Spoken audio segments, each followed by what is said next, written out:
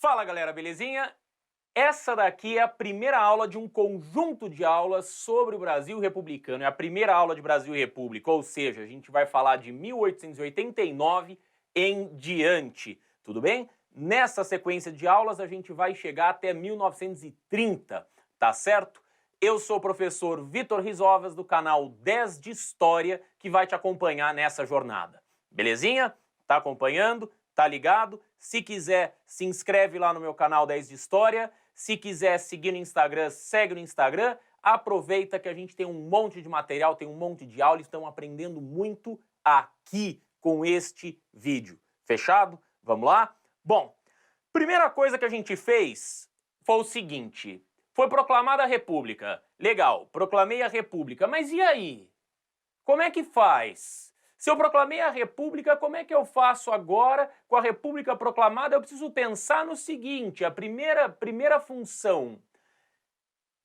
Como é que vai ser essa República? Que República é essa? Que interesses ela vai defender? Como é que vão ser as leis? O que virá dessa primeira república? Bom, a gente sempre que começa algo novo, a gente tem que pensar como é que vai ser esse algo novo, não é isso? Então, proclamar uma república significa colocar um sistema de governo que tem um presidente, significa colocar um formato de Estado que conta com representatividade, com Constituição, significa que a participação política das pessoas vai acontecer, significa que eu tenho a divisão dos poderes em legislativo, executivo e judiciário. Tudo bem? Isso que quer dizer uma república. Agora, como é que será essa república? É disso que nós precisamos falar. Tudo bem? Então, essa tabelinha que eu montei para vocês, dá uma olhada. É uma tabelinha que vai falar, olha, nós tínhamos 3 projetos, pelo menos 3 projetos para discutir a questão republicana. Tá certo? 3. A República Liberal, a República Positivista e a República Jacobina. Coloquei aí os 3 para você. Tá vendo? Você consegue enxergar? Se não der tempo de copiar, não tem problema. Depois você copia, tá? Depois você copia, não tem problema. República Liberal, né? Deve estar escrito também no seu livro, então não fica na neura tanto de sair copiando enquanto eu falo, não. Né? Se quiser pegar o teu livro, corre lá. Aliás, avisa todo mundo que a aula começou, manda um WhatsApp, grita, chama o vizinho, sai na rua, a gente começou a aula, tal. Corre para ninguém perder. Tudo bem? Pegou seu material? Então abre aí seu livro de história, Proclamação da República, vai aparecer aí, né? Nessa parte, provavelmente você vai encontrar os 3 projetos republicanos: República Liberal, República Positivista e República Jacobina. Vitor, mas como assim? A gente teve esses 3 projetos? Não, o que eu estou te dizendo é que eu tenho 3 possibilidades. Ou seja, eu preciso escolher um destes 3 modelos, um desses 3 formatos. Não dá para ficar com tudo. Então, se não dá para ficar com tudo, eu vou ter que escolher. Então, vamos lá. República Liberal. Quais são as características de uma república liberal? Quando eu falo liberal, eu estou falando liberalismo político. Não estou falando liberalismo econômico, estou falando liberalismo político. Quais são as características disso? Primeiro, federalismo, ou seja, cada unidade do país, cada unidade da federação tem um certo grau de autonomia, tem um certo grau de liberdade para fazer as próprias leis. Ah, Vitor, como assim? Olha, é só a gente pensar no que está acontecendo durante a quarentena. Em alguns estados você tem mais restrições, em outros estados você tem menos restrições. Não é isso? Então, em alguns estados as coisas funcionam de um jeito, em outros estados as coisas funcionam de outro jeito. Uma outra maneira de observar, quando você assiste o futebol, né, o Campeonato Brasileiro, a polícia, você já reparou que o uniforme da polícia aqui do estado de São Paulo é diferente do uniforme da polícia de outros estados? Você já reparou isso?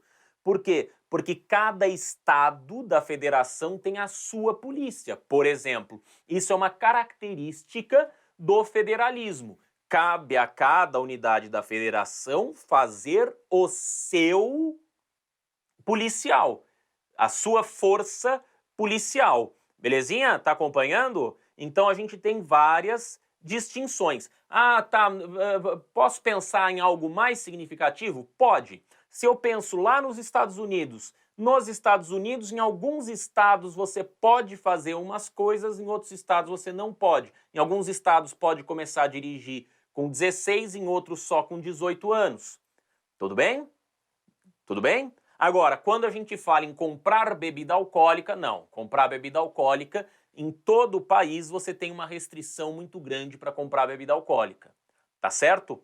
Então, em alguns estados você tem mais restrições que outros, né? Assim como no Brasil, só que no Brasil essas diferenças são um pouquinho menores, tá? São um pouquinho menores. Lá nos Estados Unidos, as diferenças entre os estados é muito maior. Outra característica, né, um federalismo descentralizado, com grande autonomia para os estados, e era isso que queriam os cafeicultores. Se você se lembrar da aula da Proclamação da República, você vai ver que um dos elementos que levou à proclamação, um dos fatores que levou à proclamação da República, foi a insatisfação dos cafeicultores em relação a Dom Pedro II. Então, justamente por conta disso, a gente tem o quê? A gente tem a proclamação da República. Então esses cafeicultores, especialmente aqui do estado de São Paulo, querem o quê? Eles querem participar do poder. Então eles vão olhar lá para o Rio de Janeiro, que era a sede do governo naquele momento, e vão falar: Rio de Janeiro, eu quero autonomia para governar a minha província. Tudo bem? Né? O meu estado, como a gente chama hoje. Tudo bem? Então, essa vontade de república liberal, 3 poderes, presidencialista, né, grande autonomia para os estados, eleição direta, Constituição, esse é um interesse muito grande dos cafeicultores paulistas ao longo dos anos 1880, 1890, e nós vamos ver que vamos ter vários conflitos por conta da conquista, né? Por conta da falta de autonomia para as províncias. Tudo bem? Já tivemos no Segundo Reinado e ainda teremos durante a chamada República Oligárquica. Agora, eu tenho um segundo projeto, eu tenho uma segunda possibilidade. Qual que é essa segunda possibilidade? É justamente um projeto positivista, que é o oposto disso que eu estou contando para você. Qual que é esse projeto positivista? O projeto positivista é um projeto que vai dar conta do seguinte: ele vai dizer, olha, eu acho que a gente não tem que ter descentralização, a gente tem que ter centralização. O presidente tem que mandar sozinho, não tem que ficar com essa história de ficar dividindo o poder, de ficar trabalhando com os outros, não. Ele tem que ter autonomia para governar sozinho, ou seja, quem tem que administrar o país não é qualquer um, é só uma elite intelectual, é só a população alfabetizada, que naquele momento no Brasil era quase ninguém. Então esse projeto positivista, que chama positivismo porque ele dialoga com uma corrente filosófica desenvolvida na França por um pensador chamado Auguste Comte, tá? Então o Auguste Comte, ele dizia, né, que a gente precisa deixar os mais sábios governarem, né, e não todos nós, porque estes mais sábios vão saber conduzir o país, vão saber conduzir as civilizações para o desenvolvimento. Olha só que interessante. A minha pergunta para o Auguste Comte é: o que são os mais sábios? Quem são os mais sábios? Será que as pessoas que não foram à escola, será que as pessoas que não estudaram tanto não têm uma sabedoria capaz de governar um Estado? Será que entregar o governo nas mãos de uma elite intelectual é a melhor solução? Não sei, mas é uma reflexão que a gente tem que ter. Porque num Estado positivista, somente a chamada elite intelectual vota. Num Estado liberal, todos os cidadãos votam. E qual que é a complicação? Para a proclamação da República, a gente tinha 2 grupos particularmente unidos. O grupo dos, justamente, o grupo dos cafeicultores e o grupo dos militares. Esses 2 grupos estavam unidos. Só que com esses 2 grupos unidos, eu vou passar por uma situação. Ué, Mas se os militares querem uma república positivista e os cafeicultores querem uma república liberal e eles estão unidos, como é que vai ser a nossa república? Pois é, esse é o problema. Nós vamos passar por uma situação muito difícil, porque desde o princípio esses dois grupos vão se desentender. Ué, mas como eles se juntaram? Eles se juntaram quando eles tinham um inimigo comum, que era a monarquia. Agora que nós temos a república, eles vão disputar entre si. Tudo bem? Já estou cantando a bola para vocês, já estou dando spoiler, né? Já estou dando spoiler. Bom, o terceiro modelo que eu coloquei aí para você é um modelo que fala de uma possível república jacobina. Até sair da frente aqui para você poder ler. É de uma possível república jacobina. Qual que é o modelo de república jacobina? Quero dizer que é um modelo inspirado em ideias mais populares, é um modelo que vem mais do povo, é um modelo que fala mais lá, né, para promover mudanças sociais, para trazer mais inclusão social. Eu preciso me lembrar que eu tenho toda uma camada de ex-escravos, né, que foi liberta há um ano atrás, né, no momento em que a República é proclamada, né, a abolição da escravatura é dia 13 de maio de 1888. A proclamação da República é 15 de novembro de 1889, ou seja, um ano e pouquinho depois. Toda essa camada de ex-escravos não tem acesso à educação, não tem acesso à saúde, não tem acesso, né, à moradia, não tem nenhuma política pública destinada para eles, não tem acesso a praticamente nada. Então, o modelo de república jacobina, qual seria? O modelo seria eu incorporar essas pessoas, né, desenvolver políticas públicas integradoras que transformassem a realidade social dessas pessoas. Tudo bem? Então, república liberal, todo mundo vota, mas é todo mundo, né? É todo mundo de um jeito meio complicado, porque a gente vai ver que analfabeto tem restrição, né? Mas tudo bem, né? Daquele jeito. A gente vai ver que a república positivista ninguém vota, né? Só uma certa elite intelectual. E a república jacobina propõe mudanças estruturais. Estruturais. Quando foi posta em prática a república jacobina? Nunca. A gente ainda não teve um governo no Brasil, uma república, um modelo de Estado no Brasil que transformasse significativamente a estrutura social. Ou seja, que pegasse propriedade, que pegasse tributação, né, e transformasse isso tudo. Tudo bem? Então são esses os três modelos que a gente teria. Como eu disse a vocês, proclamamos a República. Proclamamos quem? Nós, militares e cafeicultores. Quais militares? Os militares ligados ao Deodoro da Fonseca. Deodoro da Fonseca, que era um marechal, portanto, ao proclamar a República, se nomeia presidente do Brasil. Ele com o marechal Floriano Peixoto, que eram os dois muito próximos, dois positivistas, vão proclamar a República junto com o Exército, apoiados, evidentemente, pelos cafeicultores e outros grupos sociais, mas especialmente pelos cafeicultores. E então a gente vai começar o que se chama, né, de República da Espada. Coloquei a data aqui para você. República da Espada significa o período que o governo, que o Brasil foi governado por presidentes militares. Por que é a República da Espada? Porque a espada era o símbolo do exército. Então, a República da Espada. Tudo bem? Tá certo? Tá me acompanhando?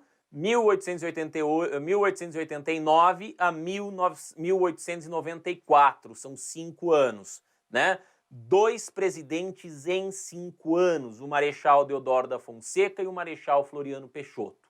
Tudo bem? Tá lá? Então vamos embora. Aí aparece a seguinte situação. Proclamamos a República. Primeira coisa que precisa ser feita. o cancelamento das instituições imperiais. O que significa cancelamento das instituições imperiais? Significa que eu vou pegar tudo aquilo que representava o império, tudo aquilo que representava o império, os juízes, os deputados, os senadores, enfim, a maior parte da legislação, né? Vou pegar isso tudo e vou jogar no lixo.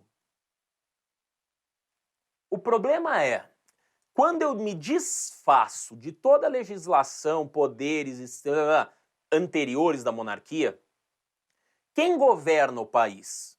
Quais são as leis do país? Então, no momento da proclamação da República, presta atenção, vamos anular tudo menos as leis básicas e essenciais. Ou seja, todas as leis que não se referem à monarquia, todas as leis que podem ser usadas na República, essas vão permanecer. Ou seja, continua sendo crime matar. Isso não depende se é república ou se é monarquia. Você continua tendo que pagar impostos. Você não pode roubar. Você não pode, entendeu? Então, essas leis, o Código Penal, especialmente, né, ele continua valendo. Agora, o sistema político, o sistema eleitoral, né, isso tudo vai precisar ser transformado. Tá claro? Tudo bem? Me fiz entender? Então, cancelamos instituições imperiais. E como é que o presidente governa? Ele governa por decreto. O que quer dizer decreto? Quer dizer que ele envia uma lei, a lei é assinada por ele, pelos ministros, e está valendo. Então não tem Câmara dos Deputados e nem Senado.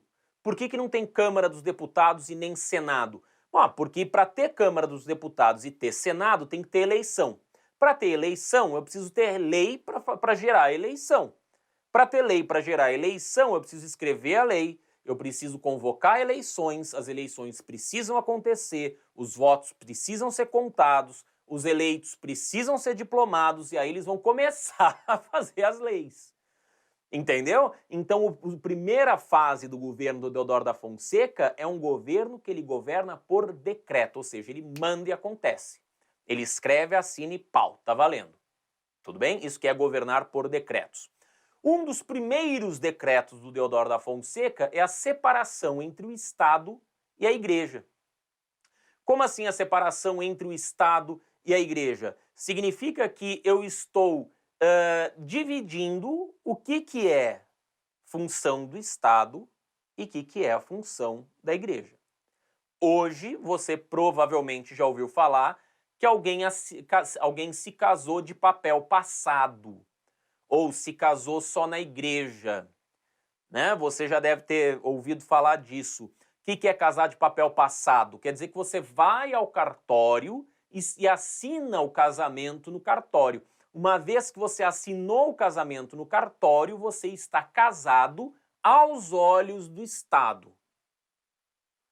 Mas, Vitor, eu acho que o casamento é uma instituição que Deus tem que cuidar também. Ótimo! Então, vá à igreja e se case na igreja. E aí o padre, o pastor, o pai de santo, né, dentro de cada denominação religiosa, você tem uma cerimônia destinada para isso, né, para o matrimônio. Então, religiosamente, você se casa como você entender que é melhor para você. Mas, para o Estado, você se casa para o Estado dentro do cartório. Entendeu? Então, essa é uma função da igreja, outra função do Estado. Né? Uma coisa é o casamento para a igreja, outra coisa é o casamento para o Estado. Tudo bem? Outro elemento, por exemplo, é os cemitérios, outro elemento, atestado de óbito, outro elemento, a educação, né? Então, vários elementos aí a gente começa a separar o que é a função do Estado, o que é a função da igreja, o que é a função de um, o que é a função do outro. Tudo bem? Isso que quer dizer separação entre Estado e igreja. Terceira coisa, né? Segundo decreto, o decreto da grande naturalização. Qual que é a questão? A questão é, eu preciso olhar na cara dos imigrantes que vieram trabalhar no Brasil e falar, escuta, imigrante, você quer ser brasileiro? Não, porque se você quiser ser brasileiro, a gente te torna brasileiro. Você topa? E aí esse imigrante vai se naturalizar brasileiro, porque ele até então era imigrante. E aí ele passa a ter direitos de cidadão brasileiro. Isso que é a grande naturalização. A outra medida é justamente convocar eleições para que se elejam deputados, para que se escreva uma Constituição. O que é a Constituição? São aquelas leis básicas do país, né? Aquelas leis sobre as quais o país se assenta, que descreve o país, o funcionamento do país, quais são os poderes, quais são os direitos de cada cidadão, qual é o dever de cada cidadão, qual é o dever do Estado, para isso que serve a Constituição, tudo bem? Então nós vamos convocar eleições para a Assembleia Constituinte. Por que é constituinte? Porque ela que vai fazer a Constituição, tá? Ela que está escrevendo a Constituição. Bom, isso tudo do ponto de vista político, do ponto de vista social. Agora, a República também é proclamada entendendo que o Brasil precisa deixar de ser um país agrário e precisa passar a ser um país industrializado. Então, o que o Deodoro da Fonseca, presidente, provisoriamente, por que provisoriamente? Porque ele não foi eleito para ser presidente, né? Ele proclamou a República, né? Deu um golpe de Estado, derrubou a monarquia, implementou a República e se nomeou presidente. Então, para que o presidente provisório, né? O presidente provisório, ele dizia o seguinte, a gente precisa industrializar. Industrializar. Para industrializar, vem um plano econômico que tinha por objetivo fomentar, ou seja, incentivar o surgimento de indústrias no Brasil. Esse plano econômico dizia o seguinte, basicamente dizia o seguinte, olha no seu livro. Basicamente ele dizia o seguinte, eu vou pegar dinheiro do país e vou dar na mão dos empresários, dar na mão de quem tiver interessado em investir em indústria. Basicamente, sabe por que o plano não deu certo? 2 motivos. Primeiro, o Brasil não tinha tanto papel moeda assim, não tinha tanto dinheiro assim circulando. Então nós vamos colocar dinheiro em circulação. O que isso significa? Imprimir papel moeda. Pegar uma impressora, imprimir papel moeda, jogar esse papel moeda no banco, do banco vai para a mão do empresário. Tudo bem? Só que o que aconteceu lá atrás? A maior parte dos empresários pegou esse dinheiro e não investiu. Ou seja, pegou esse dinheiro e comprou ações na Bolsa de Valores.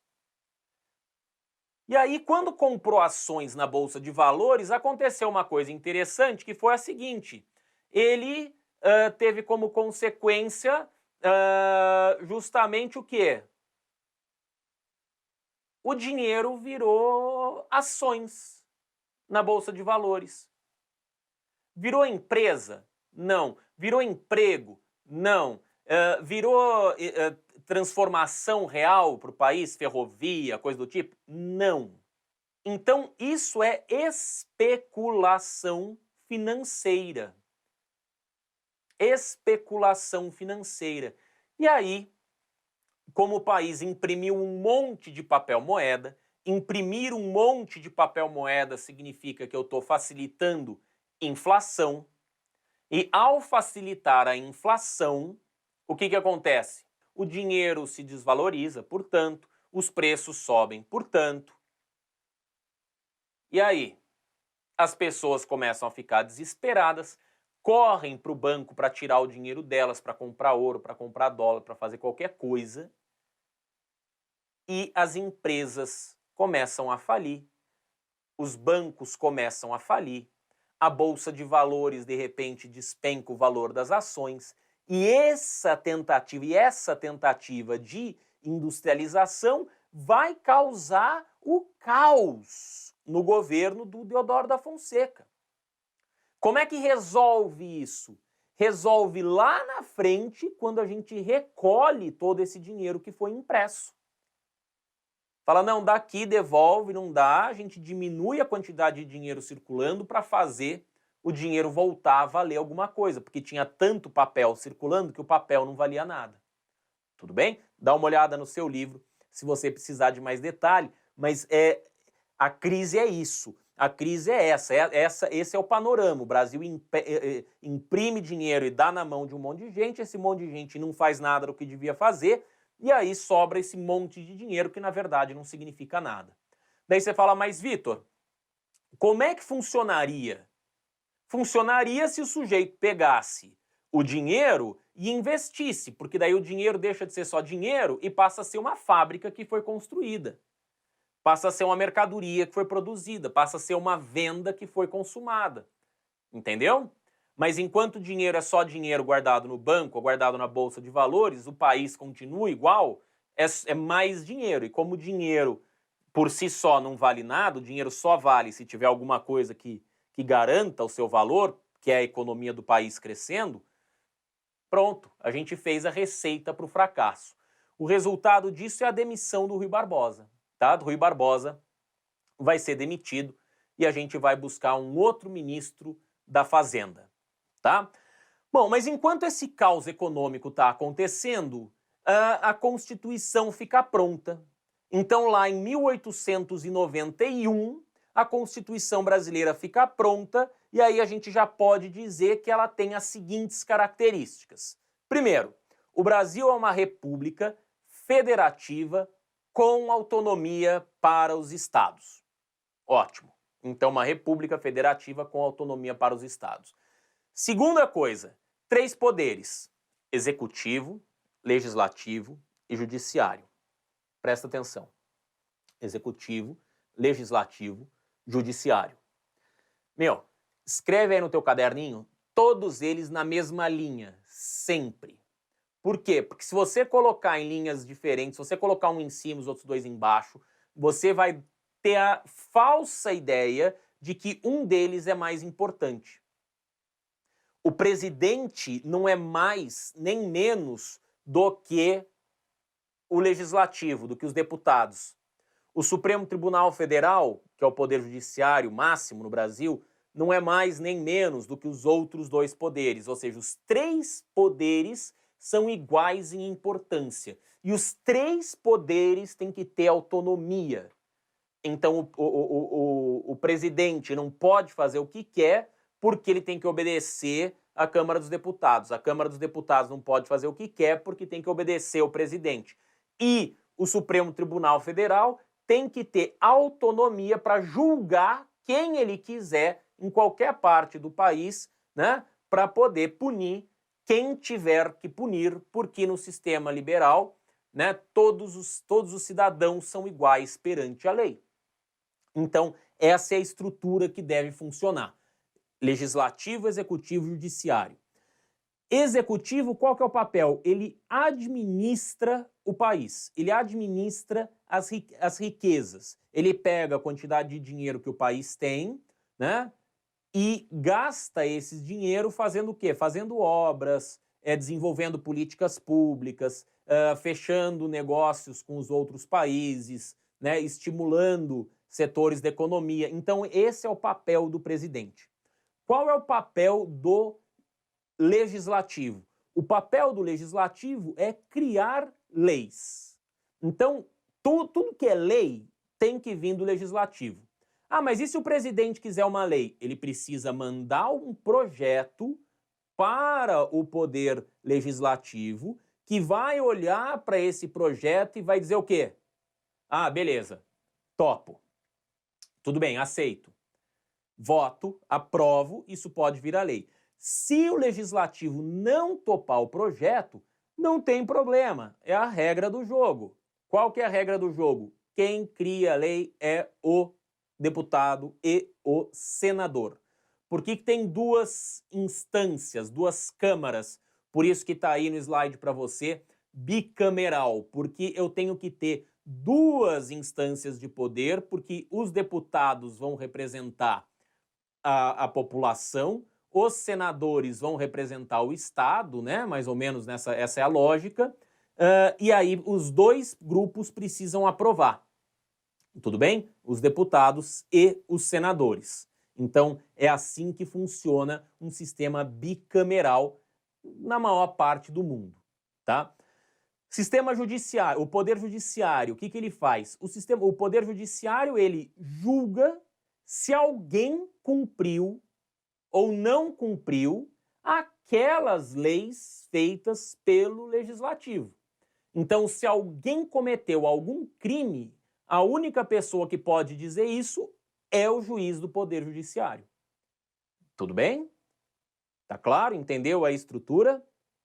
Sim, executivo administra, legislativo legisla, ou seja, cria as leis, judiciário julga se houve, por acaso, descumprimento das leis. Então vamos lá. Sistema de voto. Voto universal masculino. Aqui já vira piada, né? Porque dizia voto universal. Você fala, então vota todo mundo. É todo mundo, mas não é todo mundo que é homem. Mulher não vota nesse momento. Então já não é universal. Mas se dizia voto universal masculino. Menos, quer dizer, não votam todos os homens, menos menores de 21 anos, menos os analfabetos, menos os mendigos, menos os padres e menos os soldados. Repara que não vota praticamente ninguém, não é? Votam 17% das pessoas do Brasil. É muito pouco, concorda comigo? É muito pouco. E veja como a falta do voto, né, como excluir o analfabeto de votar, é um traço da república positivista. Reparou? Né? Do ideal positivista. Ao mesmo tempo em que eu tenho o poder, o regime federalista com grande autonomia para os estados, é um traço da república liberal. Então veja que eu tenho elementos dos dois projetos republicanos aqui funcionando nessa Constituição de 1889. Percebeu? Se deu conta? Não votam analfabetos, não votam mendigos, padres e soldados também é uma influência do pensamento positivista, porque o padre, ele tem que obedecer ao bispo. Então não é o padre que vota, é o bispo. A mesma coisa o soldado, não é o soldado, é o capitão. Tudo bem? Tá claro? Então as patentes, né, as funções mais baixas, né, nessas hierarquias militar ou religiosas são excluídas. E também excluir os padres é uma maneira de diminuir a interferência da Igreja Católica no poder, né? Um dos primeiros objetivos lá do Deodoro da Fonseca era separar Igreja e Estado. Não é isso? Tudo bem? Tá tranquilo? Então vamos lá. Voto aberto. Grifa, circula, põe em neon, faz piscar no teu caderno. Ó, voto aberto é sinônimo de fraude. Se eu não tenho direito garantido por lei de esconder em quem que eu estou votando, é muito fácil de alguém me forçar a votar em alguém, certo? Então eu tenho que ter o direito. Por quê? Porque daí se alguém fala, vota em mim. Eu falo, não, beleza, vou lá, voto em quem eu quero. Se eu quiser votar nesse cara, eu voto. Se eu quiser votar em outro, eu voto. Percebeu? Você tá acompanhando? Então, esse momento, o voto aberto, ele facilita demais as chamadas fraudes eleitorais. As chamadas fraudes eleitorais. Tá claro? Então, vamos lá. A outra característica da eleição, eleições diretas. O que quer dizer eleição direta? Quer dizer que eu, cidadão, homem, maior de 21 anos, que não sou nem padre, nem soldado e sei ler, e também não sou mendigo, vou votar diretamente em quem eu quero que seja deputado, em quem eu quero que seja presidente, em quem eu quero que seja senador. Então, a mesma coisa, prefeito, vereador, né? Mesma coisa. Por quê? Porque antes, quando a gente estava falando lá do Brasil monárquico, isso não acontecia. Você vota em alguém que vota em quem você quer que esse alguém vote. Tudo bem? Então é o voto indireto. Existe até hoje nos Estados Unidos, é eleição indireta. Você vota em alguém que vota, né, vota na pessoa lá para ser presidente. Então aqui no Brasil a gente tem eleições diretas para presidente e para todos os outros cargos, tá? Mas eles vão fazer uma mudança. A primeira eleição vai ser indireta, ou seja, o primeiro presidente vai ser eleito de maneira indireta. O que isso quer dizer? Quer dizer que o primeiro presidente vai ser o cara escolhido pelos deputados, pela Assembleia Constituinte. Por isso que eu coloco a Assembleia Constituinte, né, como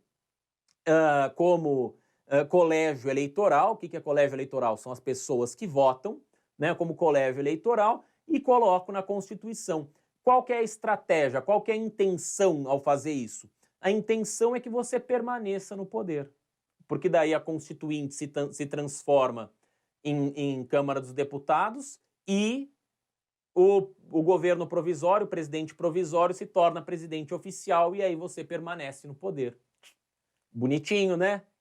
Bom, vamos lá. Bom, só que agora começa o governo do Deodoro da Fonseca e começa de verdade.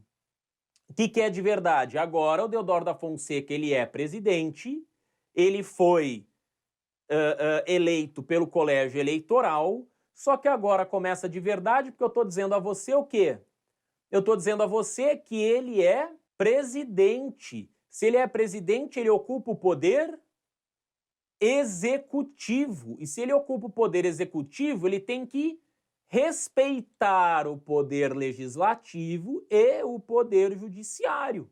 E aí vai dar problema. Por que vai dar problema? Porque o Deodoro da Fonseca era um militar e os militares são positivistas, lá em 1889, 1891. Então, no entender daqueles militares, ele é o presidente da República, ele manda, ele faz o que ele quer. Só que a questão é a seguinte: a legislação, a lei não diz isso. A lei diz o quê? Você é o presidente, legal, mas você tem que respeitar o Congresso e o Poder Judiciário. Você não pode fazer o que você quiser. Você também tem que respeitar a lei, e a lei significa que você não pode mais governar por decreto. Você não pode mais fazer o que você quiser. Entendeu? E aí começam a aparecer problemas. Porque o presidente quer fazer o que ele quer, os deputados querem outra coisa, e aí surgem esses atritos e aparece o fechamento do Congresso lá em novembro de 1891. Se você pensar, é uma loucura. Por quê? Porque a Constituição começou a valer em 25 de fevereiro de 1891. 9 meses exatos, 9 meses depois, o Deodoro da Fonseca decide fechar o Congresso. Só que, o que o Deodoro esqueceu? Ele está contra a lei. Não é a lei que está contra ele, é ele que está contra a lei. E se ele está contra a lei, aí nós vamos ter um problema. Porque todo mundo vai ficar estarrecido, vai falar, escuta, mas Deodoro, desculpa, mas a lei é outra. Você está desrespeitando a lei. Então, o que vai acontecer nesse momento? Acontece o que pode ser surpreendente para muitos, mas os cafeicultores, uma boa parte do exército, uma boa parte da população urbana vai olhar pro Deodoro e falar, Deodoro, não é você que tem que sair, não é o Congresso que tem que sair. Quem tem que sair é você. E aí a população, muitos setores da sociedade vão entrar em greve. Por que entra em greve? Entra em greve porque está contra o presidente. Eles entendem que o presidente não pode passar por cima das leis. Tudo bem? E aí, se o presidente não pode passar por cima das leis, não tem jeito. O Deodoro da Fonseca vai acabar presenciando a primeira revolta da Armada, inclusive. O que significa primeira revolta da Armada? Primeira revolta da Armada significa que o almirante Custódio de Melo vai olhar para o Rio de Janeiro, vai apontar os canhões dos navios de guerra do Brasil para a cidade do Rio de Janeiro, que era a capital da República naquele momento, e vai falar, Deodoro, você não é mais presidente.